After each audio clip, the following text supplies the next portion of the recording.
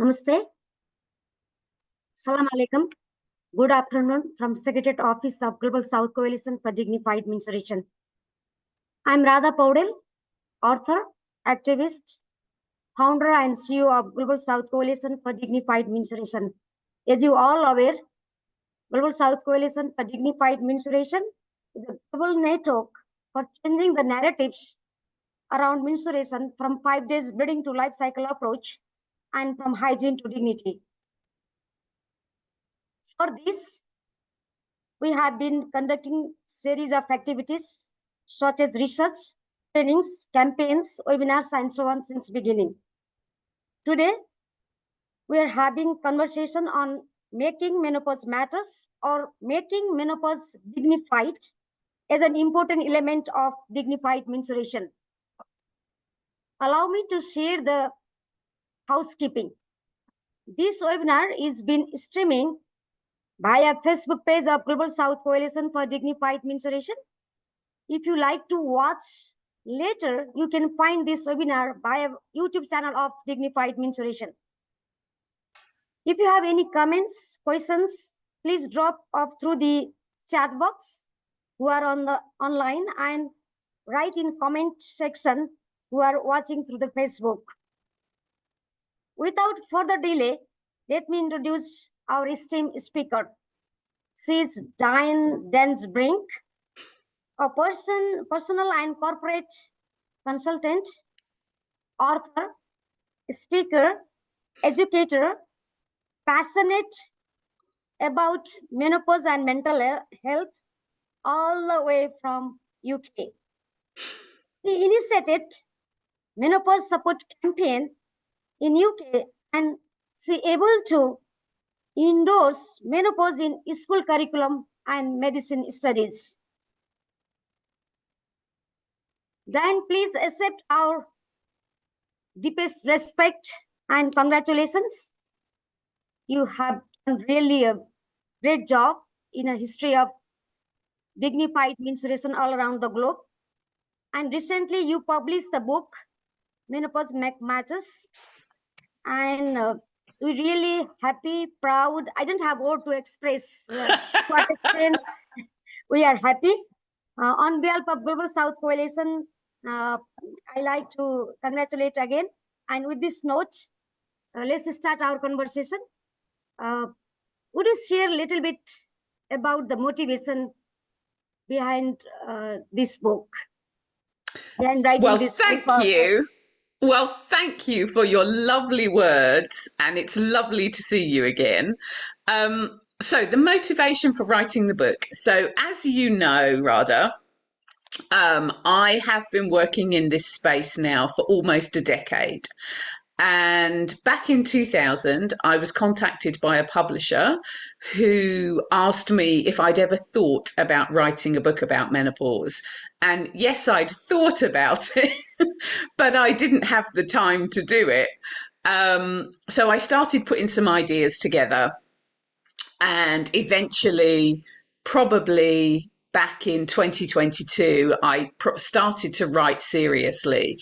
And the motivation behind it is really to try to provide a guide to the menopause landscape for absolutely everyone. So whether you're somebody who will experience menopause personally, or whether you are the friend, family member, partner, or colleague of somebody who will experience menopause, I wanted it to be a book that absolutely anybody could pick up and learn something from.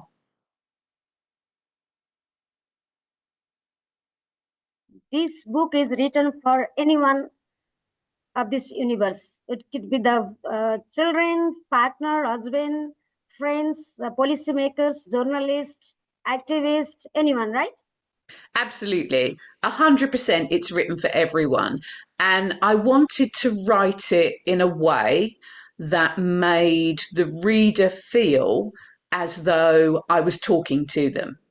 So I wanted it to feel something that was very easy to read, something that felt as though somebody was holding their hand as they were going through this book, answering all of the questions that were coming up for them, etc. I mean, the book is sort of several things. I think when my editor sort of set out what she wanted, she said, "I want good, factual, evidence-based information," which you and I both know we are passionate about sharing. She wanted some of my own experience about what had brought me to this space and why it was so important to me. She wanted me to bring my therapeutic knowledge and experience. So, for your guests who are listening, my background is as a therapist. You might call it a counselor, etc. That's what I did as a profession. Um, and she also wanted me to talk about the campaigning element of my work, the activism, and why that was so important, but also to encourage other people to raise their voices too. So the book is all of those things. I hope it is something that feels as though it is very easy to read and that people feel that they can all take some information away with that they're going to find useful in their lives. Okay, thank you. You said this is you started the campaign. Why does this important campaign is important? So the Make Menopause Matter campaign, which I launched in 2018 in the UK, has four very clear aims. And I think that those aims are important all around the world, wherever you live.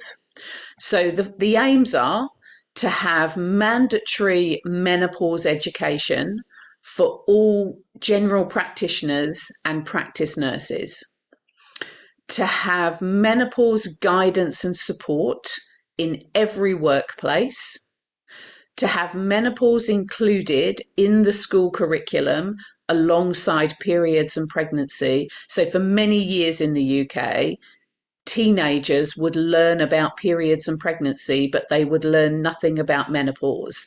So, a major part of the female life cycle was being completely ignored. And then the fourth aim is to have a public health campaign funded by government to teach everybody about menopause. So, whatever age you're at, you would learn something about menopause from a public health campaign. So far, we have been successful in having menopause added to the curriculum in England alongside periods and pregnancy. That happened in 2020. And as from September this year, all of our new medical students attending medical school will finally learn about menopause for the first time in history. So I know that people often think that signing a petition or raising their voice is a waste of time, but that goes to prove that it absolutely isn't. It is absolutely worth raising your voice and signing a petition, because we've made two significant changes to the menopause landscape with that petition. And everybody who has signed it or shared it or raised their voice in support of it has had a part to play in that. It's very much a community, a grassroots community project. Congratulations again. You, because of your campaign, your government already endorsed the menopause in school. But my audience may wonder, why does menopause important for the school children? They are quite young and they are even may not have the menstruation, and why they should think about the menopause? Yeah.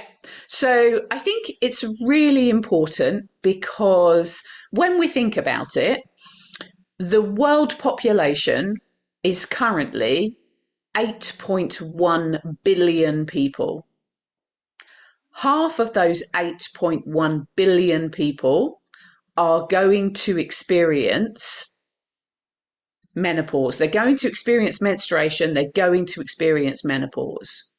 The other half will either know or love somebody who experiences menstruation and menopause. So it's absolutely vital that if we're teaching young people about things like menstruation, pregnancy, we must include menopause. And we should be teaching those things to young people because they won't necessarily learn about it at home. And they should all have that information. And there are lots of sensible reasons why it's important. It will be important to half of those pupils because eventually it will happen to them. It will be important to the other half of those pupils because they are going to know somebody who experiences menstruation and menopause. It's important because perhaps their mothers, their grandmothers, family friends might be experiencing this, and hopefully that can make them a little more understanding and compassionate to those people. It's important because we will all go on as we get older. Many of us will go into the workplace, so we may have colleagues who might experience this. And it gives those who are going to experience it directly just a little bit of information so that when menopause does come along, they can recognize it. But if you're in a supporting role, you're better, you're better informed to be able to support. Ultimately, I think it's about you can't support something you don't understand. So if we provide that information, so in the UK, it's taught to pupils around the ages of 13 and 14, from 13 and 14. So if you understand it and you feel that you have some preparation for this time in life, that's empowering. But it also means that hopefully we can all be a little kinder and a little more supportive and a little more compassionate to those around us. And certainly the world that I'm looking at the moment could certainly do with a little more kindness and compassion. Yeah, very true. So the children or students are the primary caretaker, right? Sorry, say again. The students and the children are the primary caretaker for the menopausal people. Absolutely. I mean, I think, for in terms of making change, if we teach people earlier in their lives, they will take that information all the way through their lives. And ultimately, we will get to a point where menopause and menstruation too, they're conversations that can be normalized for the future. And normalizing the conversation makes it easier for everybody to talk about. And that means that we're going to ultimately have a more compassionate and supportive society. Yeah, very true. Thank you very much. And you said the menopause will be included into the medical studies from September 2024, right? Mm-hmm. The people like me who was representing from the global south or developing countries, we thought the UK is the very advanced in menstruation. And then what does it mean? I really don't get your point. Why should you incorporate or teach the menopause into the medical universities? Okay, What is the reason so behind it? yeah, so I think it was back in 2019. Menopause Support, that's my organisation, did a survey of our medical schools. So we have 32 medical schools. and we did what's called a freedom of information request, which is where we ask for information to be shared with us, and the organisation then has 28 days to do that. And what we were asking was, do you teach about menopause? How much do you teach? What does that look like? Is it self-taught? Is it taught by a tutor, etc.? And what we found when we had our responses was that 41% of our medical schools taught nothing about menopause. And we know that when we speak to our general practitioners and we speak to secondary care doctors, we know that a lot of doctors have been all, and nurses have been all the way through their training without learning anything about menopause. So in the UK, we have something called the Women's Health Strategy, which is a government strategy. And in that strategy, they endorsed the call to have menopause taught to undergraduate medical students as part of a women's health module. So there were lots of elements of women's health that wasn't being taught. But from September, that will be taught to every medical school undergraduate. So, yeah, it seems ridiculous that it's 2024 and that's only just happening, but it is happening at last, which is a positive thing. Yeah, very exciting. Thank you very much for doing such a hard work. It was not easy for you because we have several conversation, and talking about the menopause or menstruation is always challenging, and no one funding, no one like to listen, and everyone considered crazy, right? Yeah, absolutely. Absolutely, Very Radha. As you and I know, you and I have had many, many conversations about how sensible this conversation is and how it affects everybody, but how many hurdles there are to getting that sensible conversation in front of the right people and getting people to take action, to make simple changes that would make significant differences to literally billions of people's lives. Yeah, true. Thank you. Let me go through your book. In page number 116, there is a one sentence. Historical average life expectancy data doesn't prove that all women died prior to menopause. What does it mean? So there has been there's been lots of confusion and conversation around menopause and people and when people died. So you will often hear in news media in the UK, you will often hear or read lines like, well, sort of menopause is a relatively new phenomenon because historically most women were dead by the time menopause came along.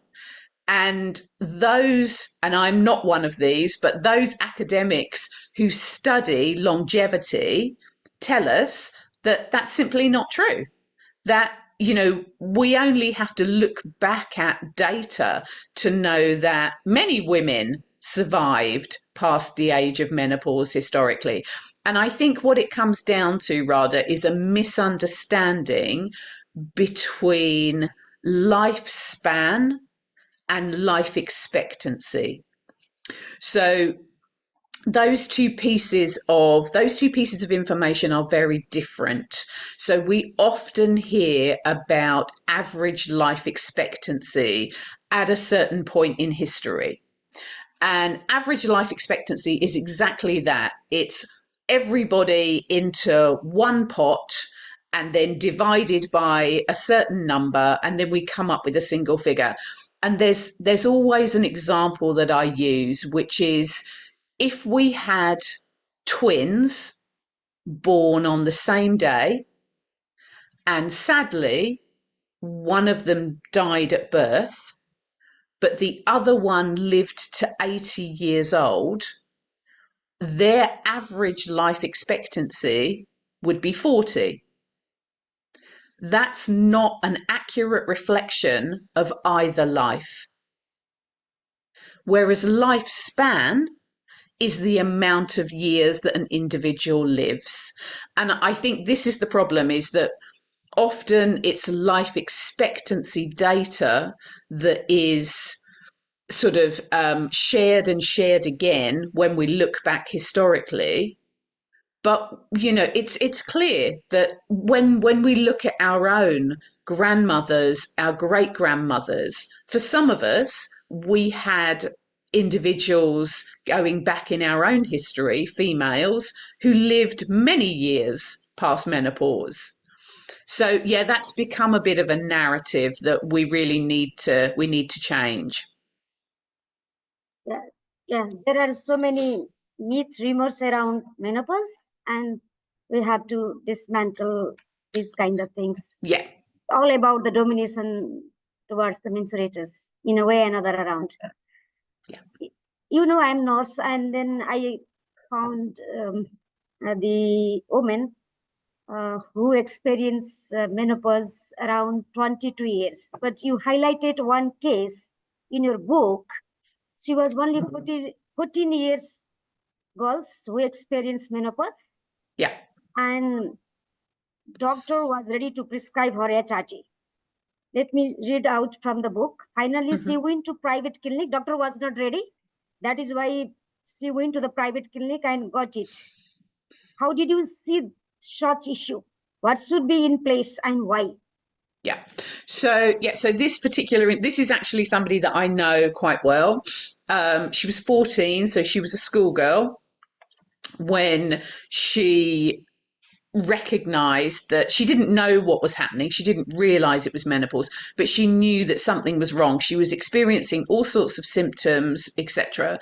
And she did go along to see a doctor, but she didn't get. So at 14, that's a huge piece of information to take on board, that you are in premature menopause. So for your viewers who are not familiar with premature menopause, this is a situation where somebody experiences menopause before the age of 40. So in the UK, we currently have around 1 in 100 under 40, 1 in 1,000 under 30, and 1 in 10,000 under 20 who experience a premature menopause. So for this individual, she was offered no counselling, no additional support, no follow up. So at 14 years old, not only is that psychologically a huge piece of information to take on, but it also means that she would need clinical support ongoing, not just to look after her in terms of symptoms, but also in terms of her long term health. So, for those who experience a premature menopause, there is more vulnerability for those individuals in terms of long term health, too. So, it's really important that they get the right treatment and the right support at the right time. And for this individual, she felt actually she really internalized this whole experience and didn't speak about it. There was obviously an effect on her potential fertility, which was hugely significant for her because one of her ambitions in life was to be a mother, and that had a significant psychological toll on her. And it wasn't until she saw somebody privately, many, many years later, that she was really made aware of exactly what premature menopause means. And it was at that point that she felt that she really needed to try to share her own experience to try to help and support others. And I'm delighted to say that she has gone on to adopt a child very happily. Um, but she has been through lots of very difficult times that should never have happened, because if the right help and support had been in place when she was 14, she would not have experienced the kind of loneliness and the feelings of helplessness that she did. And I know that that happens to many, many people, not just in the UK, but around the world, who experience premature menopause. And it's one of the aspects of the diversity of the menopause experience that we really need to shine a light on, along with medically induced menopause, surgical menopause, and all of the different elements of diversity of menopause. You know, we have people who have a lifelong hormone sensitivity, where menopause can be a vulnerability for them. We have those who are neurodiverse, where menopause can be a vulnerability for them. There are, of course, cultural considerations that we need to take into account when trying to make sure that everybody has the right help and support. So, yeah, diversity of experience was very much something that I wanted to include in the book. And of course, Radha, you gave a beautiful contribution to that. Thank you. Thank you very much for including my story, because it is very important. And even in my country, no one talking about the menopause. Even the doctor, nurses, they don't know. They don't like to talk. If they talk, they are more focused on the treatment, like prescribing the antidepressive medicine or other kind of medicine without proper counseling. And Yeah. I witnessed my two sisters were struggle a lot for years and years because of the surgical menopause, and this is how Yes. I inspired to work around dignified menopause. Yeah. And thank you very much for including me. And while reading the story of 14 years girl in your book, I was crying. To what extent she suffered in terms of the emotionally, Yeah. physically, and then at that age it is very difficult to digest all kind of information, the rumors, the family response, the friends response, the school other performance. So really really tough. Yeah. And I'm so happy that she's adapting now and she's living a healthy life. The credit goes to you again, because the activists like you work hard, and then there are so many mensurators are living with the dignified manner, and I'm so happy. I like, there are so many issues you included in your book. Each paragraph, each story, each chapter is really valuable, and we need to discuss in series, kind of series of book talk. But I like to highlight it one issue. Let me read out from the book. The Women's Empower survey found that up to two-thirds of postmenopausal women surveyed are affected by the genitourinary symptoms of menopause. But Yeah. only 7% were using any prescribed therapies. 81% were not aware of the genitourinary symptoms of menopause, or that it was a medical condition. And as a result, many have never sought help from the healthcare professionals. Would you explain the gravity of this situation? Because I believe that many of our audience are interested to know about it. When we Yeah. talk about the UTI, genital tract infections, people take it very superficially. They just prescribe Yes. antibiotic without getting the proper history and Yeah. counseling. That is Yeah. why.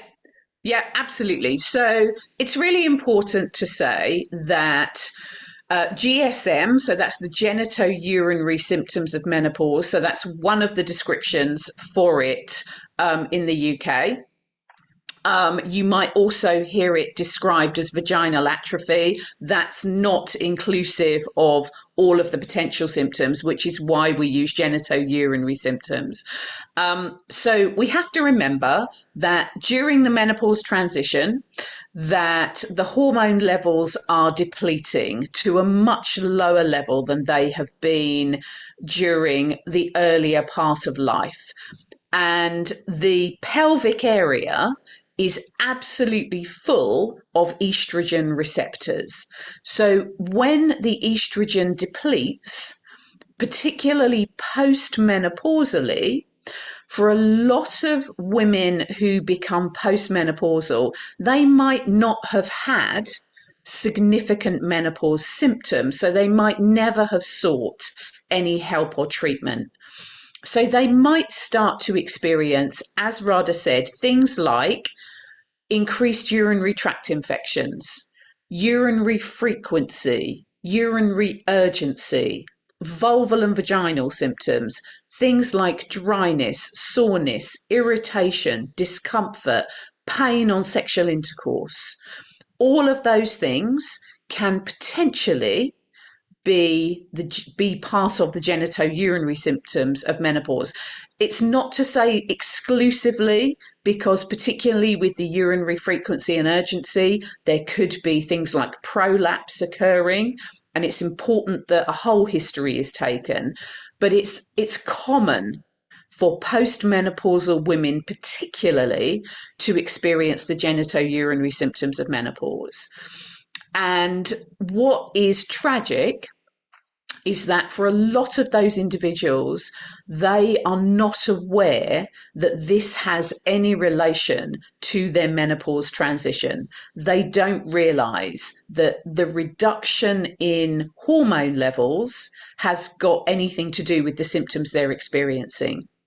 And I don't know what the options are around well, I do know in some parts of the world, but I don't know in your part of the world, Radha. And that really is a conversation we need to have offline. But in the UK, we have some very simple, very low dose treatments. So these are called local or topical or vaginal estrogens. And these are tiny, tiny doses of hormone that can be delivered as a cream, as a pessary, so a tiny tablet pessary, as a little waxy pessary, or as a gel pessary. There's something called an E-string, which is a vaginal ring, which can be placed in the vagina and can sit there for 90 days at a time. Now, all of these very low dose treatments can be prescribed for the genitourinary symptoms. And the thing about genitourinary symptoms is you can't treat them for 2 weeks and hope that it's going to go away. You have to have ongoing treatment. But the doses are so tiny that the benefits of those treatments significantly outweigh any kind of risk.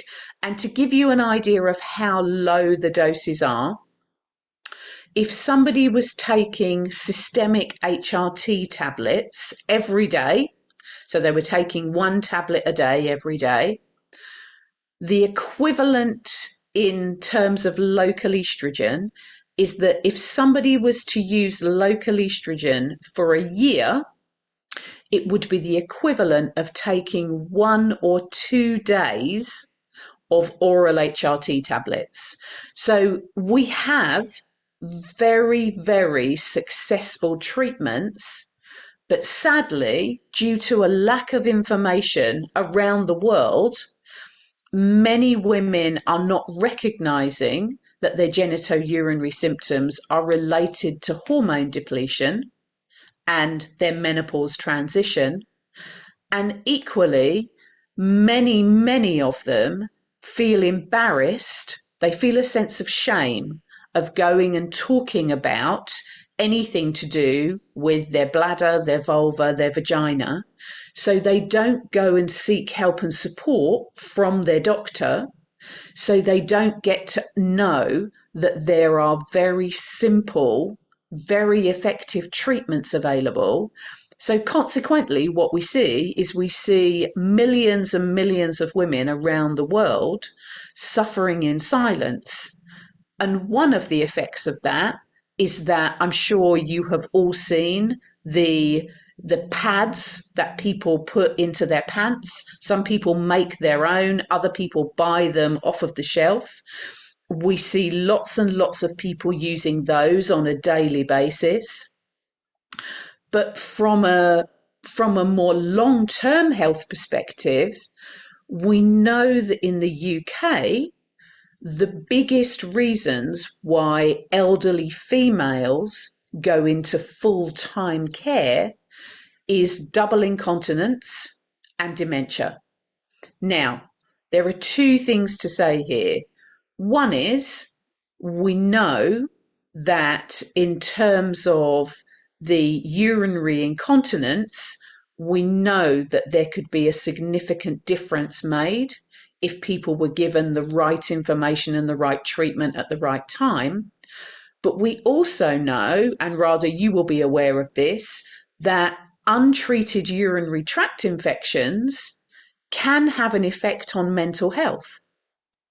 So it's really important that it's doubly important that we're giving the right information at the right time. And it's always very sad for me to hear from people who say that their mothers or their grandmothers, they find it difficult to sit for long periods of time because their vulva is so sore and so uncomfortable, or they're getting up 3, 4, 5, 6 times a night because they have to urinate several times a night. And I just think it's tragic that we are doing the older female population such a disservice by not giving them the right information and the right treatment options at the right time. We could make a huge difference to individual well-being by raising our voices more loudly and making this a real focus of the work that we need to do around making, menopause, menstruation, and postmenopause dignified for everybody. Yeah, very true. Talking about the leaking of urine or vulva or vagina is very embarrassing. No one like to talk about. That is why many menstruators are suffering in silence. And it's not only matter of the physical health. It's also matter of the mental health. Mental, At the absolutely. meantime, the political participation, political empowerment, because of the urine leakage, they don't have the proper management, they don't have a proper counseling, and they started to avoid to participate in the public life. Get to formal and informal get-togethers, they started to avoid. So it has a very significant impact, but no one talk about it. So let's make a noise about vulva and vagina. And in page 156, you said commercialization of vulva and vagina. What does it mean and why it is important to discuss right now? Yeah. So in terms of the commercialization, I think there are several aspects to that, Radha. I mean, scarily, as I said, one of the, one of the things we see a lot is the amount of these incontinence pads that are being used, not just in the UK, but around the world.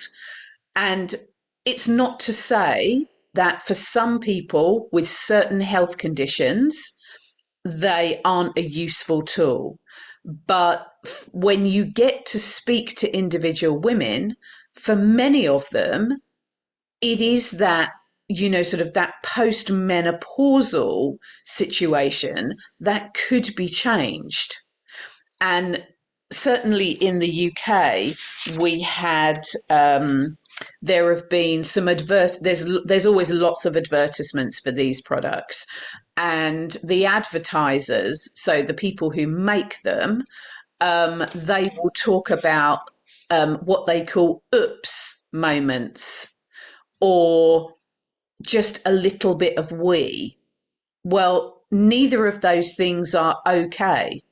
They shouldn't be normalized as part of it. People shouldn't be expected to experience those as they get older, when there are very simple, effective treatment options that could be available to them that not only would help to manage their symptoms, but would significantly affect their overall quality of life.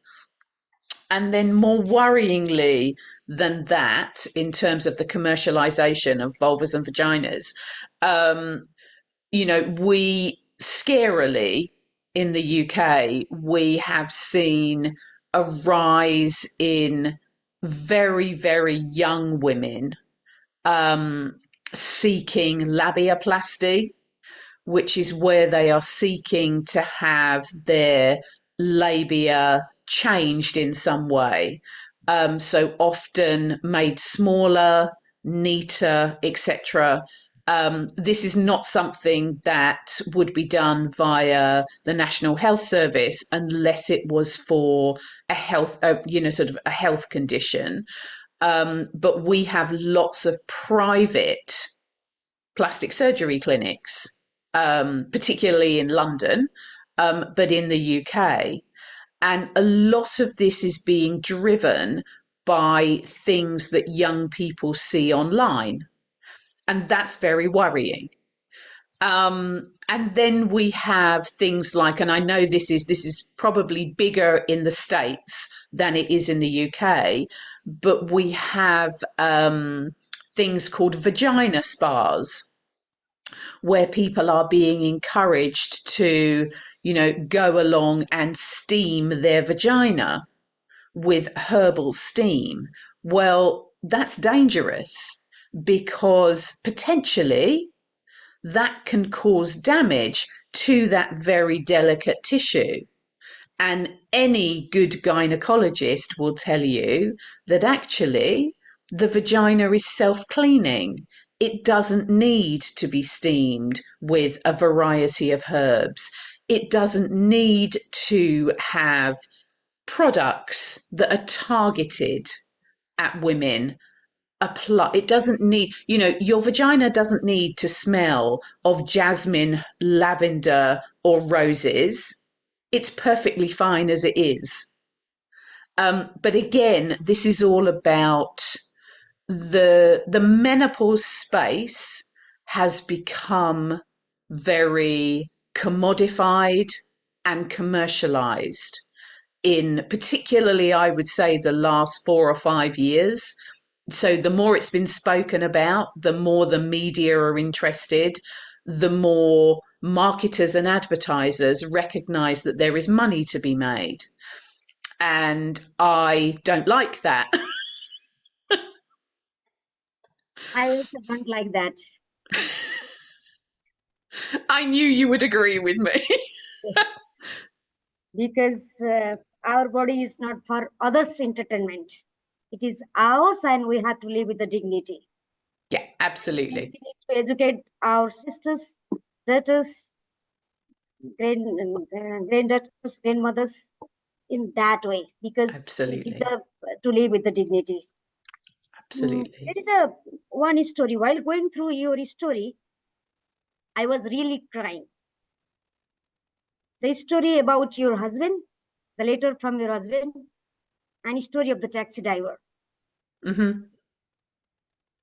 Would you shed the light bit on menopause and relationship, please? Why it Yeah, is absolutely. important? Yeah, absolutely. So when I sat down to write the book, I spoke to my husband before I started writing, and I said, "What are you happy for me to share publicly about our relationship?" Um, and he said, "Well, you write it, and then I'll read it and I'll tell you if I'm happy with it." And he was he was fine with it because I think, being in the very fortunate position of being asked to write a book, I think it would have been a really wasted opportunity not to be completely honest. Because I think a lot of people resonate when somebody is willing to be honest about their experience. So I speak quite a lot about our relationship and about how he supported me, but also about how difficult it was. It wasn't easy.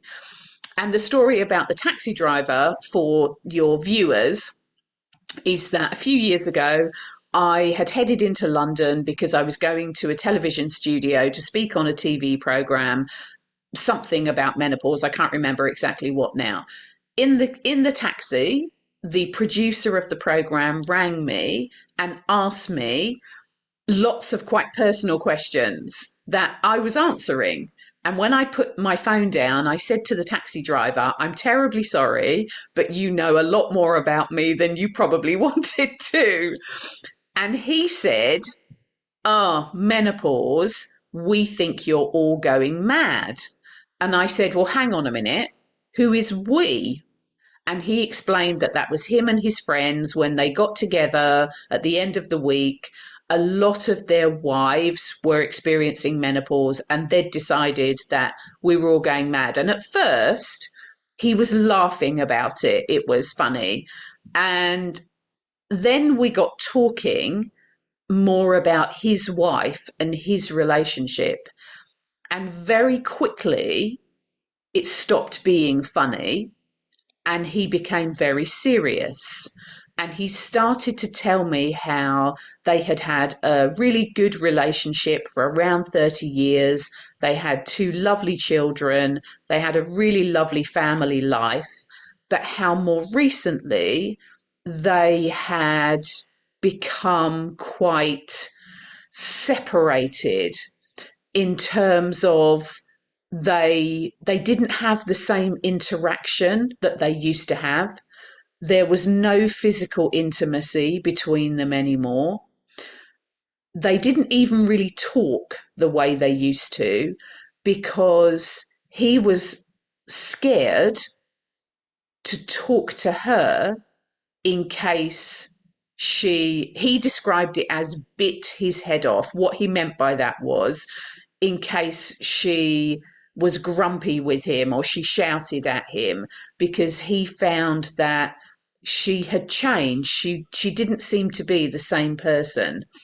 And usually before he left for work, they would have a hug, they would kiss. Now he might give her a tiny kiss on the cheek, but sometimes not.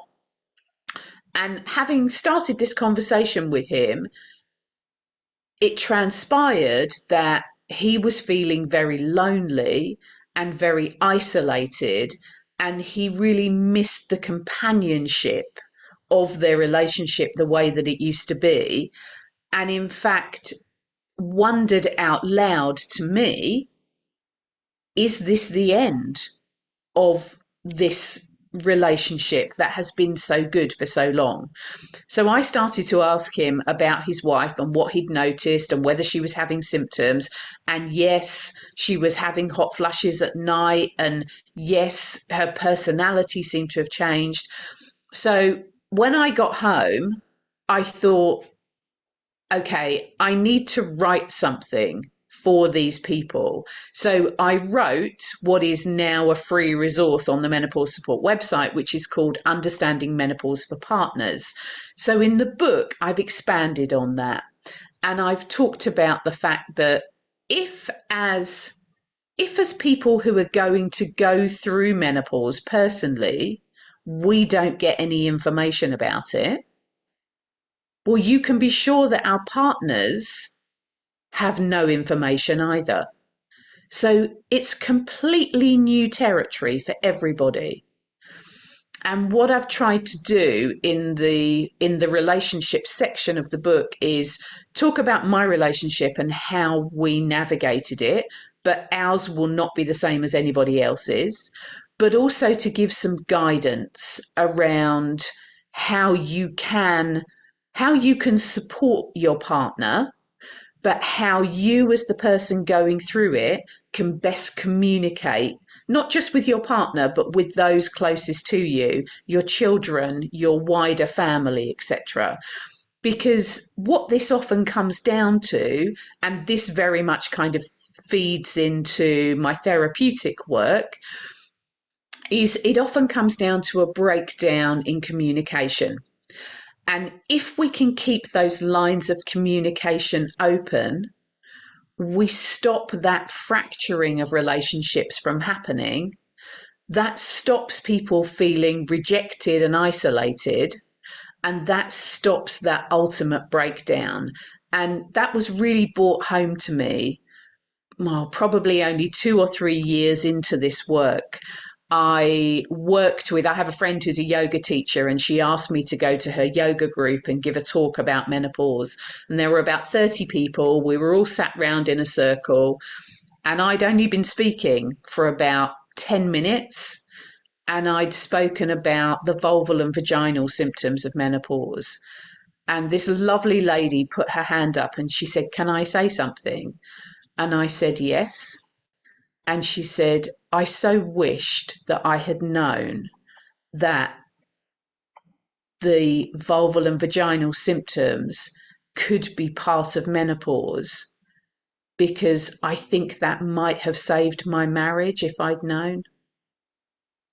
Yeah, thank you very much. And I always believe that we need to engage non-menstruators as a boys, as a son, as a husband, as a partner, even the driver. We should not Yep. see the opportunity, or we should not see the project to initiate the dialogue around dignified menopause. So this is a very good example, and I also do the same, because I also receive so many message calls about from my friends, and they are about to legally separated because of the Yeah. relationship. And most of the even educated husbands, partners are not ready to understand what does mean by the menopause, and what kind of menopausal symptoms they may experience. That kind of things we don't discuss. So we Yes. really have to make a noise about the dignified menopause. We don't have much time. Absolutely. There is a one message about the book. If you like, if any of you like to buy the book, it is available in online, Amazon.com, and the book name is Menopause Make Matter, or just yes. This book is on the way for me. It Unfortunately, is. Making Menopause Matters. That's And it. Making menopause matter. That's the yes, one. Yes, yours is on the way. yes. And it is a compilation of all inspiring stories from individual level, is at school, at community, at the policy, at workplace, everywhere. And each of you will navigate your role to make the menopause dignified. And none of you have excuses. You all have to work on it. Let's speak very quickly about the menopause and work. You mentioned about the chapter 11. Can you highlight in very short why it is important in the workplace? Yeah, absolutely. Very shortly, in the workplace. Why does it matter? Well, we have more women in the workplace in the UK than we've ever had. I think that's probably similar in most countries around the world from the research that I've done. That means that all of those individuals are going to experience menopause in the workplace. So it's really important that employers have menopause understanding so that they can support those experiencing menopause. Because ultimately, if they don't, they will lose all of that experience, that wisdom, that talent. And that just seems ridiculous for somebody to have to walk away from a workplace and for an employer to lose a valuable employee just because they don't understand how to support. Thank you. And then in chapter 5, you talk about the self-care. We have a single one webinar on self-care. Even though, would you highlight a little bit about how and why should we take care of ourselves at first? Yeah, absolutely. Self care is absolutely vital. And for most women that I speak to, um, they don't come very high on their own list of priorities. Everything else comes first. And I think menopause is an ideal opportunity to review self care. in terms of how do I nourish myself? What sort of movement do I take? Managing stress is very difficult. It's an easy thing to say, it's a difficult thing to do, but there are lots of tips in there about how to implement some micro changes. Sleep, absolutely vitally important, but ultimately, you can't optimize self care unless you have the right help and support. But menopause is absolutely a great opportunity to optimize self care if you have the right help and support, because it is the foundation of your long term health. While talking about the self-care, and you also highlighted about the nutrition, would you a little bit share about the nutrition, advice Yeah. for the menopausal, premenopausal, or postmenopausal women? Yeah, absolutely. So I'm not a dietitian. I'm not a nutritionist. So I claim no expertise, but I did talk to those who are experts in this area, and I did have one contribute to the book. So from everything that I have been told in terms of nutrition, what we refer to in the UK as a Mediterranean style diet is thought to be, for everybody, is thought to be a good sort of form of eating, which is very little red meat, lots of fish, a little white meat, protein, lots of vegetables, a really good variety of vegetables and fruit. So, probably a sort of 70% vegetarian with a little more fish and a very little red meat, a little white meat is thought to be a really good, healthy, basic diet for most people. And in terms of nutrition, when it comes to things like looking at your vegetables and your fruit, it's all about variety. Um, Certainly, in terms of nutrition and supplementation, that's it's an enormous commercial market in the UK now. The only supplementation that we are nationally guided to use in the UK is vitamin D3, and that's because we don't get enough sunshine to create our vitamin D3 naturally. And there are some supplements that some people might choose, things like the omega oils, perhaps magnesium, but it's always really important to individualize those rather than, sort of suggesting that everybody should be using them. It's very much about individualizing any supplementation to your diet. Yeah, thank you. Thank you so much. We received a few questions. My colleagues compiled and passed through it, but we cannot discuss because of the time limitation. I encourage each of you to follow her in Instagram, and she also keep speaking in various platforms. You can find her in Googling. You can join in the on live conversation, and also she has a personal website. If you like to get the appointment, you can go through this. And I have already shared about the availability of her book. And in top of that, please keep watching our Dignified Menstruation YouTube channel. We have already discussed about the Dignified Menopause several times. You can get some information from there as well. And then before closing, I like to use this opportunity by inviting to each of you for marking the 6th International Dignified Menstruation Day, with the theme of upholding dignified menstruation, foundation for sexual and reproductive health and rights. This year we will be marking the grand event in Boston, USA. So wherever you are, whatever you can, just keep marking the 6th International Dignified Menstruation Day. And then Diane, thank you very much for everything. You are my sister from other mother, and you teach me so many things about dignified menopause. And I would like to request you to share the last message to the audience about the menopause make matters or dignified menopause.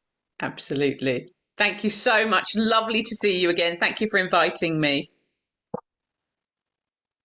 And thank you, everyone. Please keep follow us in our social sites. We'll have webinars in fortnightly basis.